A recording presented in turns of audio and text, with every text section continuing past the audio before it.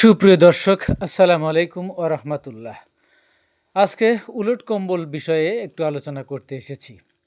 এই উলট কম্বল গাছ বাংলাদেশের বিভিন্ন জায়গায় ঝোপঝাড়ে এটি আসলে হয়ে থাকে। এটি চিরহরিত ঝোপঝাড় বিশিষ্ট একটি গাছ। এই গাছ 3 থেকে 5 মিটার পর্যন্ত লম্বা হয়ে থাকে। এই গাছের পাতা, ডাঁটা এবং মূল ও বীজ আমাদের মানবদেহের জন্য অত্যন্ত উপকারী। এর ডাঁটার রস মানবদেহের বিভিন্ন দুর্বলতায় কিন্তু অত্যন্ত কার্যকর। এটি খাওয়ার বিভিন্ন পদ্ধতি সম্পর্কে আপনাদেরকে চিত্রের আকারে তুলে ধরার চেষ্টা করব। আপনারা সাথেই থাকবেন ইনশাআল্লাহ। এই ডাঁটা ছোট ছোট করে টুকরো করে সেটি গ্লাসে পানিতে প্রতি রাত্রিতে ভিজে রেখে সকালে যদি সেটি ছেঁকে সকালে খাওয়া যায়, এটি কিন্তু অত্যন্ত উপকারী। মানবের শরীরের কিন্তু বিভিন্ন দুর্বলতায় এটি খুবই কার্যকর হয়ে থাকে।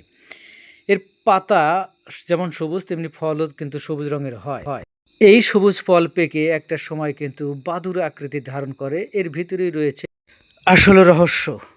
এই বীজ দেখতে অনেকটা কালো জিরার মতো। এটি পুষ্টিগুণে ভরপুর এবং এটি মানব দেহের জন্য খুবই উপকারী। এর পেস্ট অ্যালার্জি বা শারীরিক প্রদাহ দূর করতে খুবই কার্যকরী হয়ে থাকে। সুপ্রিয় দর্শক, এই প্রাকৃতিক ঔষধি গুণ সমৃদ্ধ গাছটিকে আমরা সংরক্ষণের চেষ্টা করব সবাই ইনশাআল্লাহ।